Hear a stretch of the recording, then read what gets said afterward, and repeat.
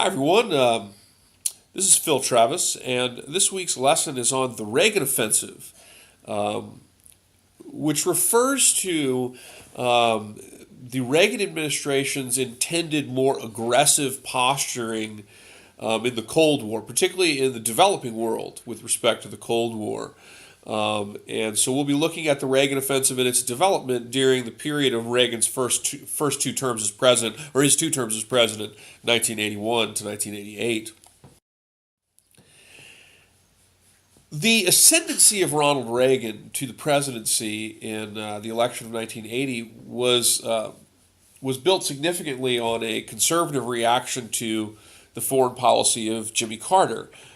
Jimmy Carter's foreign policy began as an attempt to sort of insert greater human rights credibility in U.S. foreign policy. So the Carter administration saw the idea that we supported dictators and that we were involved in the overthrow of governments and so forth, all in the name of the Cold War, as something that was morally wrong. And so the Carter administration, when it began in 1977, for its first 2 years, relied on a foreign policy of the removal or the threat of removal of humanitarian aid and economic assistance to governments that the United States deemed human rights abusers.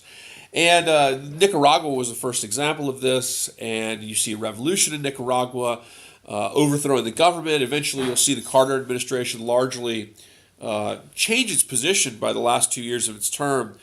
And so Carter was criticized for this by some really prominent Republicans now, even though Gene Kirkpatrick, who you see here, was originally a Democrat in the 60s. Kirkpatrick became Ronald Reagan's ambassador to the UN, and the first female ambassador to the UN, and she was a professor of political science at Georgetown University, and wrote an influential article that became a book in 1982, I think, is when the book came out. And Gene Kirkpatrick in this book laid out, in many respects, the principle behind the Reagan Offensive. And this was the idea in her book, Dictatorships and Double Standards, the idea that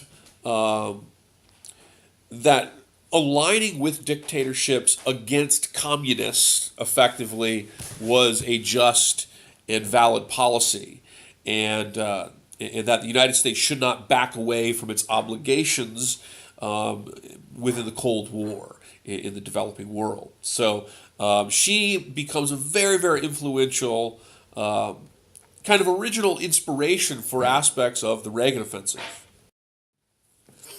So the reason that the Carter administration kind of had to shift directions with respect to its kind of foreign policy approach, it had to shift away from the sort of retreat from the Cold War approach that had really dominated the first 2 years. And in the final 2 years of Carter's presidency, you see the Carter administration, you really see the end of détente, and you see the Carter administration really begin to adopt a more, shall we say, activist Cold War stance than they had originally intended when Carter, an outsider, was elected and inaugurated in 1977. In 1979, we have the Soviet invasion of Afghanistan, which Jimmy Carter very much took as almost a betrayal of détente. It led to the collapse of the SALT II negotiations. We also have in 1979 the Iranian Revolution, overthrowing the American-supported Shah of Iran, who was in New York City, of course, receiving cancer treatment. And after this, there was, of course, a hostage crisis where Americans that were at the embassy were trapped in Iran, and Iran wanted the Shah back, and they were very angry in general with the United States. These were huge crises that really changed the dynamic of U.S. foreign policy in the late 70s and set the stage for the 1980s. In Central America, which really becomes an obsession more than anywhere else for the Reagan administration after Carter, we see a series of revolutionary events. First, the Nicaraguan Sandinistas, or the FSLN, topple the formerly U.S.-supported dictatorship of Anastasio Somoza. The Carter administration had sought to maintain the status quo government without Somoza and had failed. And instead, the Sandinistas come to power in a real, true popular uprising. And the Sandinistas were, of course, couched as being a leftist revolutionary group. You also see leftist revolutionaries take charge in Grenada. And, of course, we see a civil war begin to unfold in El Salvador, which becomes an incredibly brutal civil war. There's also festering civil war in Guatemala, which had, since the Eisenhower administration's ouster of Jacobo Arbenz, had descended into what became by the early 60s a full-fledged civil war in Guatemala, and one that did not end until 1996. But in the late 70s, there appeared to be this surge of revolutionary activity in the Americas and the Caribbean, and particularly Nicaragua and El Salvador. And here you see Time Magazine. This is actually a little bit later. This is during Ronald Reagan's second term, but this is the front cover Time Magazine with Daniel Ortega, who was, of course, the leader of the Nicaraguan Sandinistas and actually is the president of Nicaragua today, at least in 2017. Daniel Ortega was the Sandinista leader. He became the president of Sandinista-led Nicaragua in the successful Sandinista revolution, and defeating Ortega, overthrowing the Sandinista regime ultimately became a real obsession of the Reagan administration. And this was a real focal point of the Reagan Offensive. The Carter administration's reaction to the overthrow of Somoza, though Jimmy Carter did not like Somoza. Somoza was the dictator of Nicaragua. He was a human rights abuser on huge scale, to such an extent that the United States, after the Sandinistas overthrew Somoza, the United States, which had cut off much aid to Somoza, actually refused the Nicaraguan dictator and whose family had been an ally of the United States since the 1930s. His father, Anastasio Somoza Garcia, was originally implanted in the early 1930s by the FDR administration, but they refused asylum. Carter did to Somoza. Somoza would ultimately take refuge in Paraguay. He would be hunted down.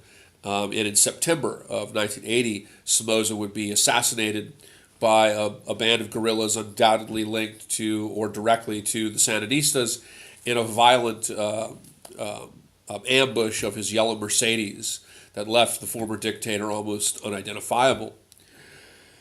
The Carter administration's reaction generally to 1979 and 1980 with the Central American events, with events in Africa as well, with events in Afghanistan and also in Iran, was really a real shock. And we see a deterioration, a collapse of détente. And you see the Carter administration led by Zygmunt Brzezinski. The Carter administration really took a more proactive Cold War approach than it had originally assumed in 1977. And for many conservatives like Gene Kirkpatrick, like Ronald Reagan, who was eyeing the presidency, this was kind of a "I told you so" moment. Many conservative writers at this time criticized Carter for being amateurish, not understanding the Soviet Union or the Cold War. You also, in '79, we saw the Carter administration respond to the hostage crisis, with an attempted covert operation into Iran, the Desert One operation, which ultimately failed largely because of an unforeseen and insignificant sandstorm in Iran. The invasion of Afghanistan was regarded as an escalation, of course, and the United States took a hardline position with the Soviet Union. Later, of course, during the Reagan Offensive, the United States will help train and support members of the so-called Mujahideen in their fight of the Soviet Union, which sought to manipulate effectively the government in Afghanistan. The Carter administration began support for advisors in El Salvador, began trying to prop up the El Salvadorian regime, largely because it really feared an expansion of Nicaraguan influence and Cuban influence, and began to very much fear that a further collapse of other Central American governments to leftists would be a very bad thing for American national security. And so the Carter administration began to try to prop up El Salvador, and with minimal support and advisors, and expressed concern with the Sandinistas, though it should be noted that despite the concern with the Sandinistas, the Carter administration had consistently believed that they could, should, and would try to work with the Sandinistas, regardless of political, ideological affiliation. They still wanted to try to work with them to prevent a deterioration in the situation. When Reagan became president, of course, Reagan will very much change the Carter approach to Nicaragua, and it will take a more involved approach also with other parts of the world, including Libya and Afghanistan. And ultimately, the issues that the Carter administration really had to deal with at the end of his presidency really played into the hands of Reagan. Carter had these kind of foreign policy debacles on his hands. You have the Iran hostage crisis, the failed Desert One operation, revolutions all over Central America and the Caribbean, the invasion of Afghanistan. The one shining kind of accomplishment for Carter was the Camp David Accords, which was a peace accord signed between the Israelis and the Egyptians, and that promised at least a potential path towards greater peace between the Israelis, the Palestinians, and other Arab nations. But the United States also suffered really kind of an economic downturn in the late 70s as well. And this really played into the hands of the Reagan administration. The Carter administration kind of said to the American people, we need to drive 55 to save gas because of oil shortages, and we need to keep our thermostats down so we don't use too much energy. And the Reagan administration came in and basically said that we're America, we're great, we don't have to do those things. We are going to pursue and put forth an ideal of strength and a happy ending. So the Reagan administration came in, Ronald Reagan came in with very optimistic, nationalistic feelings about the United States, about the Cold War, about the Vietnam War, and about the American people. And it really contrasted to the more, I suppose you would say, probably just naturally more realistic or logical, perhaps, perspective of Carter, and as well as his foreign policy failures. And so Ronald Reagan swept in on nostalgia, on the memories of the good times, and the idea that the Reagan administration would sort of rejuvenate the United States. In foreign policy, the Reagan Doctrine was really a new course when it comes to Cold War foreign policy, when it comes to the old containment policy. In some ways, of course, it drew on older precedents. So, for example, support for anti-communist insurgencies in the developing world. Certainly, that was something that the Eisenhower administration, as well as other administrations, had done in the Cold War.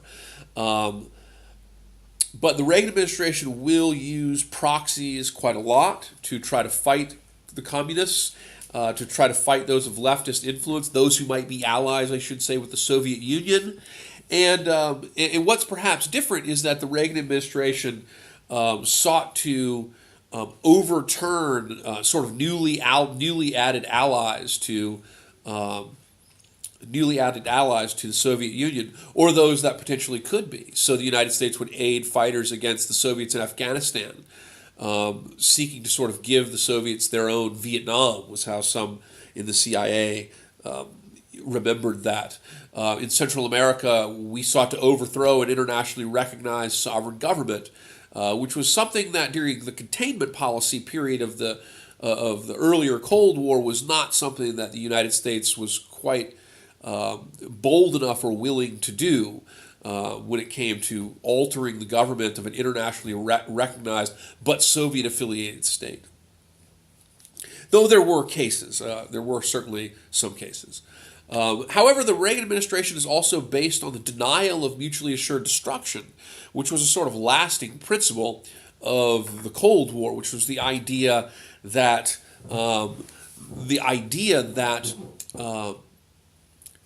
that a nuclear exchange was basically unwinnable, and therefore possessing those nuclear weapons would sort of cancel out the threat of nuclear destruction or nuclear war. The Reagan administration kind of denied that. The Reagan administration really pushed an escalation in the development of nuclear arms. They pushed the development of an anti-ballistic missile system, the Star Wars system, which was in violation of the ABM Treaty, but suggested that they believed that the Cold War was winnable. And from at least a Soviet perspective, maybe even a Cold War that involved nuclear weapons could be winnable. The Reagan, as you look here at the Contras, the Reagan administration began to fight proxy wars across the developing world, and during the first term very much played sort of a strong-arm superpower Cold War diplomacy with the Soviet Union, particularly through nuclear arms brinksmanship. We usually associate Reagan with the talks with Gorbachev and the great achievements that were made in reductions of nuclear weapons. But that one really occurred at the beginning of Reagan's second term. During Reagan's first term, it was a bit of a different story, and the Reagan administration very much advanced the United States' nuclear capabilities and nuclear arsenals, and in this, we saw real escalation over in the world over concerns with a potential nuclear war. These were fears that really were only matched by the late 50s and 60s with respect to the Cold War. So we sort of had a renewal of this. Here, the Contra guerrillas, of course. These were proxies that we used through the CIA, the National Security Council. We supplied them with money, with arms, with training, and these guerrillas operated. They were not part of a country. These guerrillas were the holdovers of the Nicaraguan Revolution, the former military of the dictator Somoza, largely. And these guerrillas would operate in violation of the sovereignty of Nicaragua, Honduras, and Costa Rica. It would operate across these international borders, and in so doing, create a harassment war, if you will, maybe a low intensity or an asymmetric war on the Nicaraguan government that the United States hoped with economic sanctions would ultimately bring the Nicaraguan government down. It would cause the collapse of that government. The Contras were engaged in a myriad of less than favorable types of behavior, and the opponents of the Contras in the 1980s in some cases rightly labeled them as perpetrators of acts of terrorism, as were many of their opponents on the left in Central America. Here we see a Time magazine cover from January 1983, advertising, or not advertising, but discussing the new Pershing II missile, which these missiles were highly controversial because they were a much more effective medium-range nuclear missile, and they were sent and stationed in Germany, and it was considered a sort of upgrade of the West German nuclear capabilities. And from the Soviet perspective, this was considered a very, very provocative move, and this was one of the things that certainly played into a intensification of nuclear, shall we say, nuclear brinksmanship during the early 1980s, during Reagan's first term. The Reagan administration, to a large degree, denied the principle of deterrence that had been so important going back to the 50s.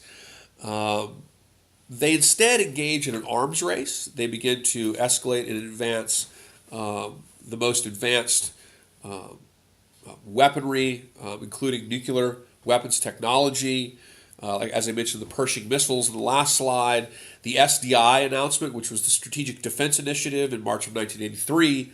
That announcement, which was really something that Reagan just kind of put in the speech on his own, that announcement was really a very provocative move, and it was one of the bones of contention for Gorbachev when Reagan and Gorbachev will begin meeting in the Reykjavik summit, for example, in 1985 to discuss limitations, arms limitations.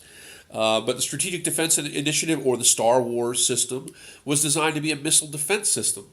But this whole notion, whether or not it was even feasible technologically, which at the time probably not, but the whole notion of this went against the ballistic missile treaties of the early 70s, signed by the Nixon, or begun by Nixon, signed by Gerald Ford, the ABM Treaty, for example, which fundamentally was important to prevent nuclear arms races, because the ABM Treaty basically meant that the Soviets and the United States agreed not to develop missile defense systems that would be designed to deter nuclear attacks. And the idea was, even though it sounds ridiculous to say you can't develop that, but the idea was, the concern was if that somebody develops a successful system, then the response of the other will just be to build so many missiles that they can override the system.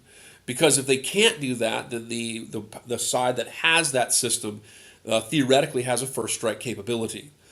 So this was a very provocative, Star Wars was a very provocative item that the Reagan administration called for. The Reagan administration also conducted a very, very provocative nuclear war game, if you will, in November of 1983, in which it simulated, through NATO, it simulated basically a nuclear exchange. And this was the Able Archer test. And the Soviets actually had gotten wind of this through their intelligence. They didn't know exactly what was going on. And we know today that the Soviets were very close to believing that there was a real first strike being prepared, and they almost considered a response. And so these were really heightened tensions, unlike anything that we've really seen since the late 50s and 60s. And this leads in the United States to a real high level of nuclear fear and tension. And connected to this, we have some blockbuster hit movies that sort of put these fears on the silver screen. Here you see the billing for The Day After, which was the most watched, I'm not sure if it still is, but up to that time it was the most watched for TV movie ever. And it came out and during Reagan's first term, and it was a movie that simulated a nuclear war between the United States and the Soviet Union. You had movies like War Games, where the movie War Games is a movie where a high school sort of slacker, if you will, who's really good at computers, after all, hacks into NORAD and plays a game with the computer that he thinks is just a game, but ultimately triggers almost a nuclear exchange. And these were all kind of hearkening to the fears that occurred with things like Able Archer. Of course, in 1985, Gorbachev will meet with Reagan in Reykjavik, Iceland, and they will come to an agreement. They will really become friends. They will really create a very productive relationship between each other over the next several years. Gorbachev will seek to reform the Soviet Union, though that effort leads to the collapse of the Soviet Union. But he and Reagan were able to, he is a new leader, so he wasn't leader in 1983, and so when he becomes leader, he's younger, he's more interested in reform, he's more interested in negotiating and talking with the United States, and this leads to a positive relationship with Reagan that results in landmark nuclear weapons limitation agreements. And so we have during the first term this kind of like heightened sense of nuclear war, and then ultimately we see the two come together and maybe a new détente for the second term. So the Cold War of the 1980s is not just about the fall of the Berlin Wall in 1989. It's not just about Reagan and Gorbachev at Reykjavik. It is also very much about the developing world. And the Reagan Offensive is something that we use to refer to Reagan's foreign policy in the developing world. Here this map shows you, if you look across the developing world, every little dot, a red dot, refers to leftist-affiliated insurgents. Blue dots refer to American-affiliated insurgents. And you can see there's revolution and guerrilla war all across the developing world. And the Reagan administration increasingly wants to play a role in that region in sort of scaling back. This is what the Reagan Offensive was all about, scaling back the gains of the Soviets in places of potential weakness. So in Central America, in Afghanistan particularly, as well as also in Africa. So I want to talk a little bit about Central America. This is an area of specialization for myself.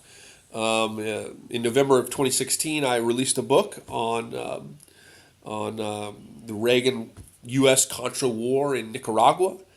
If anybody's interested, it's called Reagan's War on Terrorism in Nicaragua. The Reagan Doctrine. So when you think about the Reagan Offensive and the Reagan Doctrine, they're really two sides of the same coin. The Reagan Doctrine refers to the ideal of the Reagan administration to promote American-centric and American-friendly democracies throughout the developing world. That was the ideal. We wanted to drive countries, particularly this is targeting the increasingly authoritarian Nicaragua. The United States wants to drive this ideal that governments must become really American-friendly democracies. The Reagan Offensive was the means to achieving that ideal. And the Reagan administration's means to achieving that ideal were really hard power policies, economic sanctions, which it enacted on the Sandinista government of Nicaragua in May of 1985, and of course military pressure of a myriad of kinds, clandestine operations through the CIA, the arming and supplying of proxies that would make war on the government. This is how the Reagan administration sought to achieve its goal of a forcible regime change in Nicaragua. Central America was very significant, of course. Central America was long a bastion of American influence, and American sort of imperial influence in Central America goes back, over 100 years before the 1980s. And the United States had always asserted a level of strength, but in the Cold War, of course, in the Americas and the Caribbean, the United States had sort of seemingly lost a little ground. We had a Soviet-influenced Cuba, of course, and increasingly in Central America with Nicaragua, the Reagan administration feared a domino-like theory, like spread of the influence of leftism through states like first Cuba, then Nicaragua, then El Salvador, and of course there were insurgencies in places like Guatemala, the tiny island of Grenada, and there were also insurgents in South America, particularly Peru and Colombia, that were of leftist nature. And so the Reagan administration very much saw, though they tried to avoid discussing it in light of the Vietnam War and the domino theory, they very much envisioned a Cold War-like domino theory in the Americas. In reality, the revolutions in the Americas are brought about regardless of the leftist nature of the leadership in places like Nicaragua or with the insurgents in El Salvador. These revolutions were brought about because of decades of informal imperialism between the United States and its supported dictatorships in governments throughout the region, from Cuba to Fulgencio Batista in Cuba in the 50s, and of course the Somozas in Nicaragua and so forth.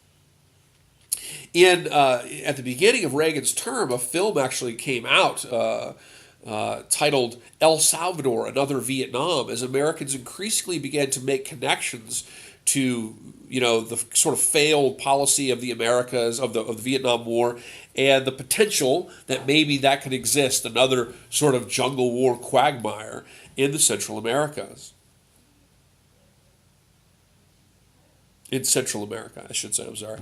And here's also another example, by the way, of another film that hit the silver screen that very much sort of reflected the the rhetoric of the Reagan administration on the Cold War. Of course, many of you have probably seen the movie Red Dawn. The scenario of Red Dawn, how the World War, the invasion of the United States, how it really originates in Red Dawn, if you pay attention to the storyline, is Cubans and Nicaraguans covertly hijacked passenger airlines and used that as a way to begin a invasion that came up through Mexico. And so you very much see the Reagan administration's sort of Cold War fears and domino theory-like rhetoric very much applied, and it comes out in films of the time, as a new kind of Cold War threat, very similar to the threat that was presented of the Vietnam War, but in this case closer to home. The United States' foreign policy, I think, undergoes some very distinct changes from Reagan's first term to Reagan's second term. In Reagan's first term, you saw a lot of more sort of, Cold War sort of standard policy with respect to, containment of the Soviet Union, and we were waging war in Nicaragua. We were doing it more, we were justifying it more for containment. But with 1985, things started to change. The United States began to create an improved détente-like relationship with the Soviet Union between Reagan and Gorbachev. And in the developing world, you see an escalation in certain places of terrorism. You see an escalation in guerrilla conflicts in the Americas. And this really transforms foreign policy of the United States in the second term of Ronald Reagan's second term, and really gives rise to the Reagan Offensive. The Reagan Offensive occurs most during Reagan's second term. There was, beginning really in the spring and summer of 1985, there was a shift by the United States to a more aggressive sort of approach toward the developing world. There was an escalation of war against Nicaragua, and the reason was largely because of an escalation of the conflict there and also an escalation of terrorism. So in Nicaragua, we see 4 American off-duty Marines that are killed by urban guerrillas associated with the FMLN, the revolutionaries in El Salvador. And the United States had always claimed that these fighters were trained and supplied and supported by Nicaragua. Well, in the 1980s, you see not only an escalation in guerrilla conflict, you also see a real escalation with respect to incidents of terrorism. And so increasingly, the Reagan administration begins to reconceptualize how it sees insurgents in the developing world versus how it sees the issue of international terrorism and of state sponsorship of terrorism. And you look here, this is the New York Times from June of 1985.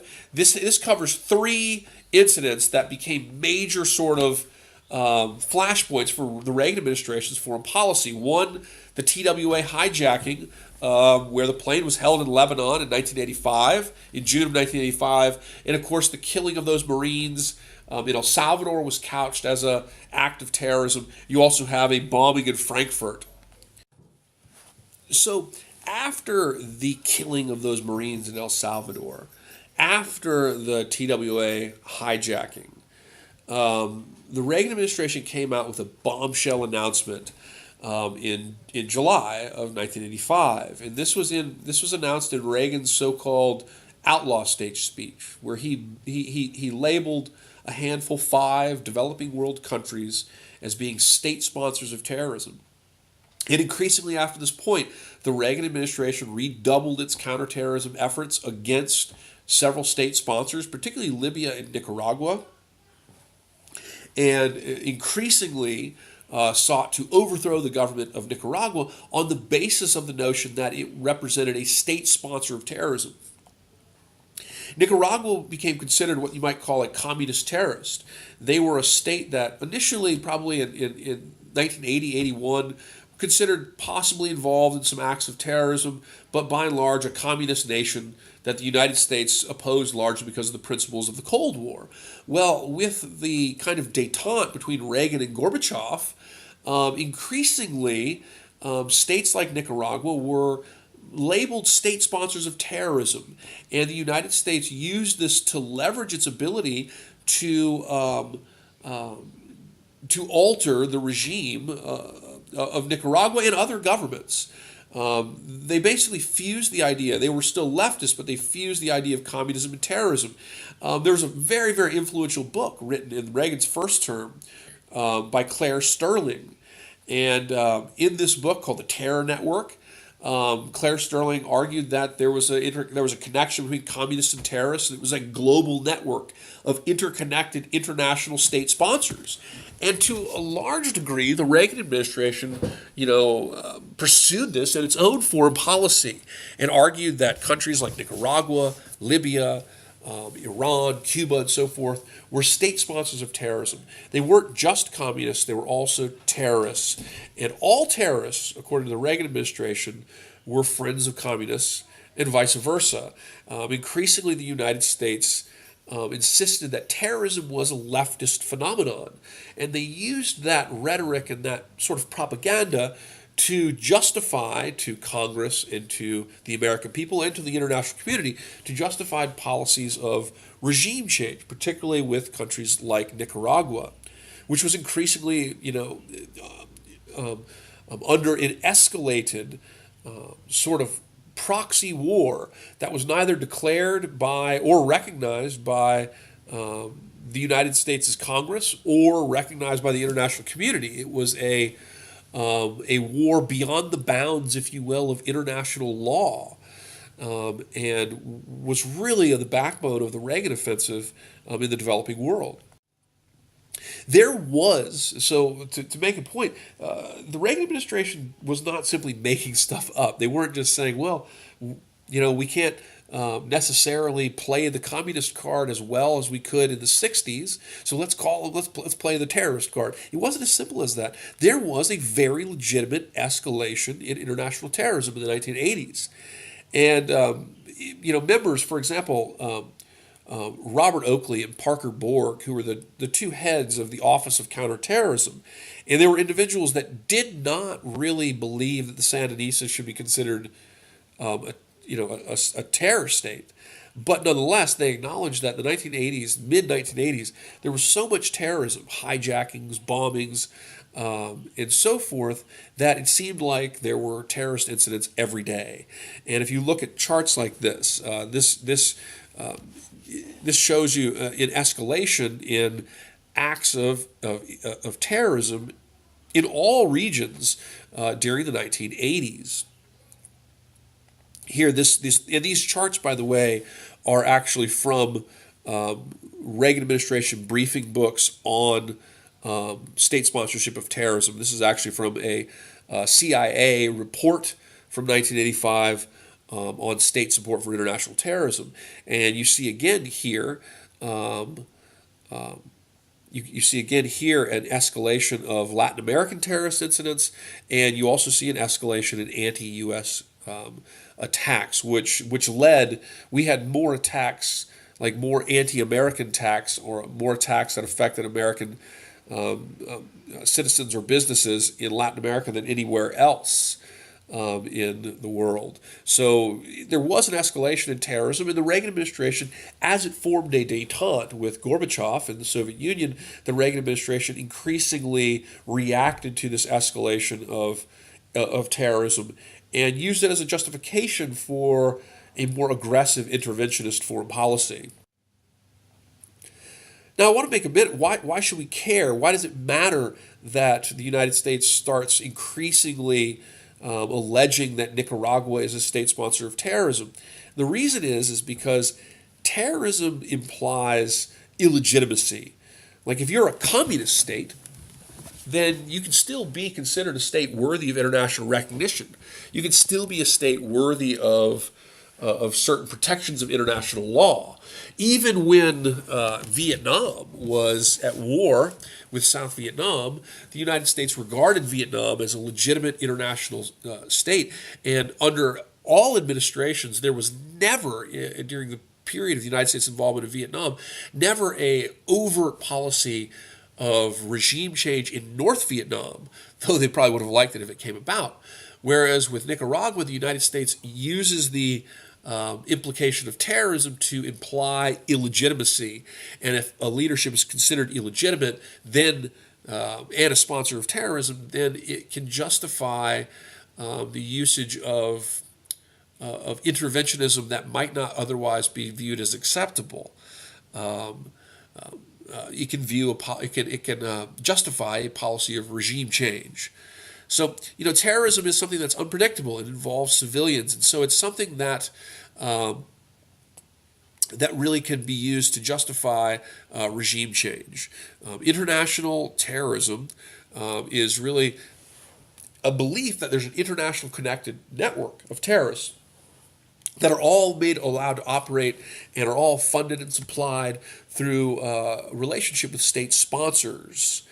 And it really fundamentally changes things for Nicaragua and Libya, which are really the two foremost targeted of the so-called outlaw states.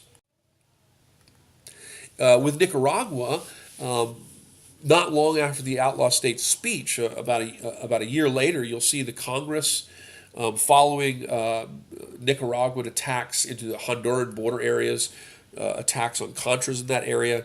The Reagan administration will convince a narrow majority of members of the House of Representatives to begin to supply the Contras with lethal aid in 1986. The Reagan administration, meaning that the United States Congress was overtly supporting the Contras. Between 1982 and 1986, Congress refused to provide any military aid to the Contras because they were considered an illegal army, basically. And the United States refused to supply them. And the Reagan administration had, as a result, gone kind of behind the scenes and been involved. Individuals like Oliver North, the National Security Council, the CIA, John Poindexter were involved in a myriad of covert funding type of operations, some legal, some completely illegal. Some very normal, others complicit in proceeds from illegal sales of arms or illegal sales in some case of narcotics trafficking. But in 1986, Congress officially approved funding for this proxy army that was fighting Nicaragua. They approved sanctions on Nicaragua, which began in earnest in 1985. And they take a diplomatic hard line, meaning that the United States will not negotiate with Nicaragua. The United States, unlike Henry Kissinger meeting with the North Vietnamese ambassador in secret, the United States never meets diplomatically with the Nicaraguans. The United States simply give them an ultimatum, and they say they must democratize, basically in a manner that was acceptable to the Reagan administration, or face an escalation of war. And even when Nicaragua held elections in 1984, the Reagan administration encouraged Contra leaders to not participate out of fear that it could, legitimize the Sandinistas if they won. So the Reagan administration has really escalated by 1986 its involvement in trying to overthrow the Nicaraguan government. In spring of 1986, they conducted military maneuvers and naval maneuvers.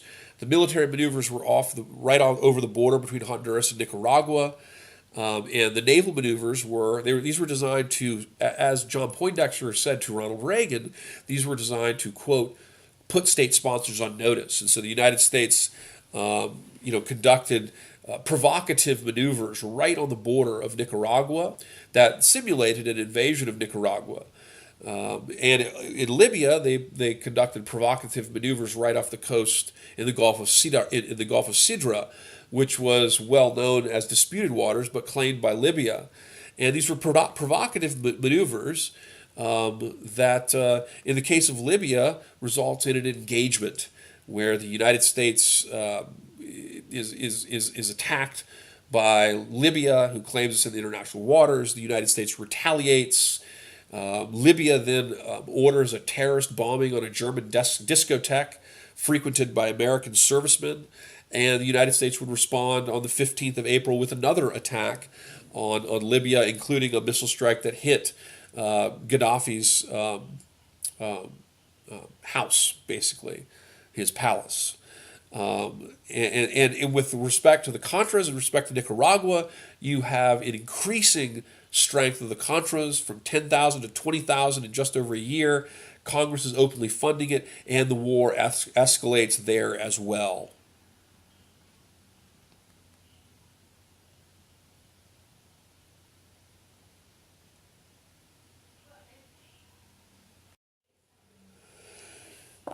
Problems and contradictions with the Reagan administration's conduct of its own war on terrorism are really abound. First of all, when you think about what is terrorism, terrorism is the sort of organized act of violence committed against civilians for the purpose of obtaining some kind of political objective. That's generally what you would say terrorism is. For the Reagan administration, though, there was an addendum to that. They didn't overtly say it, but in how they defined terrorists and how they defined what they would call freedom fighters was really based only on the anti-American position of the opponent, by and large. And so for the Reagan administration, being a terrorist state sponsor, for example, also meant that you were anti-American. And so the United States would support the Contras, who certainly were engaged, we know for a fact, were engaged in acts of terrorism against civilians in areas in Nicaragua, but yet the Reagan administration constructed them as freedom fighters and even compared them to the founders of the United States, whereas the Sandinistas and the FMLN, which were guerrillas fighting in a civil war in El Salvador, were constructed as terrorists and were basically given really no legitimacy to fair negotiations at all by the Reagan administration. Reagan's policy, his counterterror policy, was to never negotiate and respond forcefully. So they had a principle of non-negotiation, that the United States would never negotiate with terrorists, and believed in using hardline measures to take on these types of states and groups. However, it contradicted its own policy in a weapons exchange with Iran that was illegal because Iran was considered a state sponsor of terrorism. We had a situation in 1985 where we had hostages held by Hezbollah, which was an Iran-connected terror group. We had hostages held in Lebanon by Hezbollah. And the Reagan administration, through Oliver North, and it should be noted that Reagan was left out of the loop on a lot of this stuff. So was Secretary of State George Shultz, who was the second Secretary of State for the Reagan administration. They were kind of left out of the loop on a lot of this stuff, and instead a lot of aspects of counterterrorism were handled exclusively by Oliver North and John Poindexter. And they sort of operated, in some cases, on their own interpretation of what the right thing to do was and what they thought, Reagan wanted his policy to be like. And that was a flaw in Reagan's leadership, really. Reagan was a loose organizer. He didn't run a tight ship. He sort of put people in charge and let them do their own thing. And while it kept him immune to the eventual revelations of the Iran-Contra scandal, it also meant that he could not very well regulate the behaviors of his underlings. And Oliver North and John Poindexter were a great example of this. Robert Oakley said that Robert Oakley was the head of the Office of Counterterrorism. And he said, he worked with Oliver North, and he said that Oliver North really ran counterterrorism. And Oliver North believed in using terrorism to fight terrorists. So Oliver North did not believe in sort of engaging only with sort of internationally recognized methods, right? He believed in effectively almost anything to fight, terrorist threat within the developing world. And so we had an issue with a hostage crisis in Iran. This is not the same one at Carter. That hostage crisis in Iran with the embassy in 1979 was ended they were released when Reagan was inaugurated in 1981. But in 1985, we had another hostage crisis. There were Americans held by Hezbollah in Lebanon, and ultimately Oliver North, John Poindexter negotiated a trade of hostages for weapons, particularly some small missiles that were given to the Iranians in exchange for the hostages, sold to the Iranians in exchange for the hostages. It occurred on the exchanges occurred in Israel, actually. This was all supposed to be under the radar. And the proceeds from the sales were then embezzled in 1985 to the Contra guerrillas fighting the Nicaraguan government, who at that time were not, the Congress had not authorized any funding for them. And so what had happened is that illegally the administration had sold weapons, exchanged those weapons for hostages with a state sponsor of terrorism, a country that the Reagan administration insisted it would never negotiate with because it was a state sponsor of terrorism.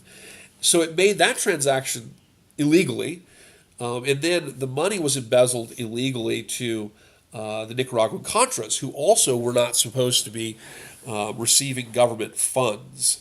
And so it was a real scandal that ultimately emerges in October of 1986 when Eugene Hassenfoss, an American from Wisconsin who was working through the CIA in supply operations in with the Contras in Nicaragua, had his transport plane shot down inside of Nicaragua.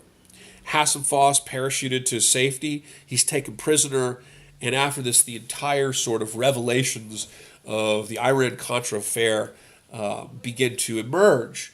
And we have an intense investigation. It leaves George H.W. Bush, the vice president, it leaves Secretary of State George Shultz and Ronald Reagan with their careers and reputations all by and large intact. But it reveals a conduct, particularly with respect to Central America, that involved a lot of unsavory activities and unsavory individuals. And, it was a tremendous scandal that particularly was characterized by Oliver North famously testifying before Congress. Last thing I want to just mention is, I want to just address this question, did the Reagan Doctrine in the Cold War? Many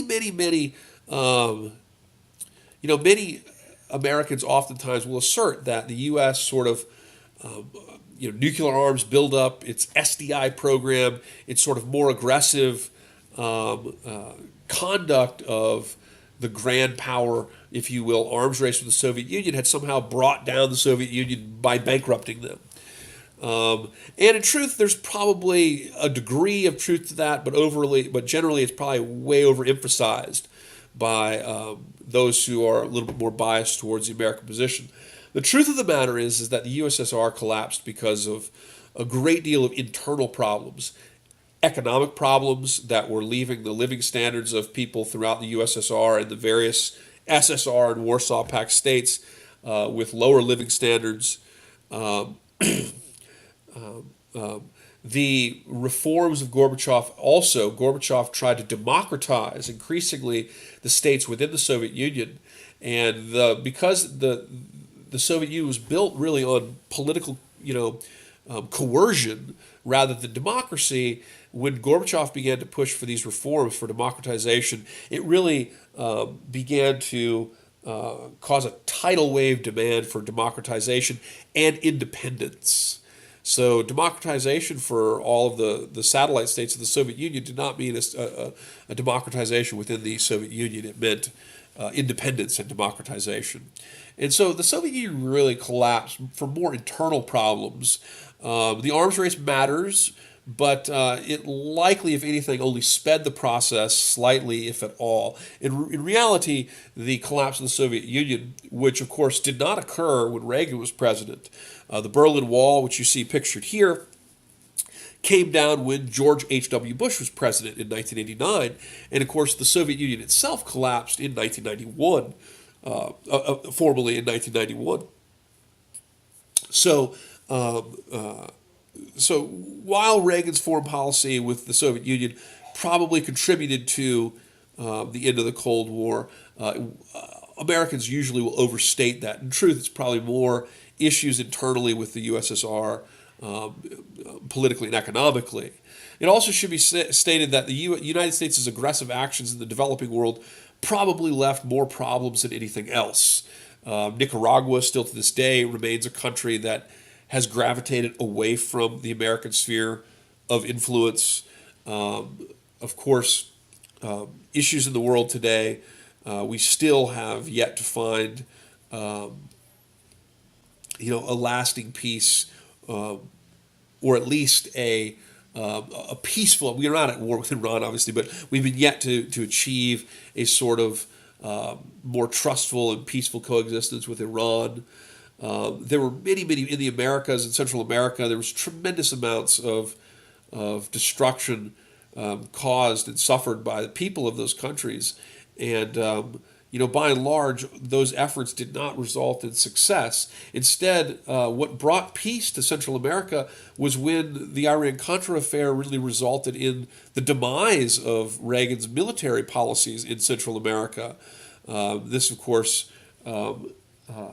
occurs with the Iran-Contra affair. The Treaty of Esquipulas, ultimately a treaty that the United States opposed, constructed by Oscar Arias Sanchez of Costa Rica, will ultimately bring a process of peace to the Central American countries.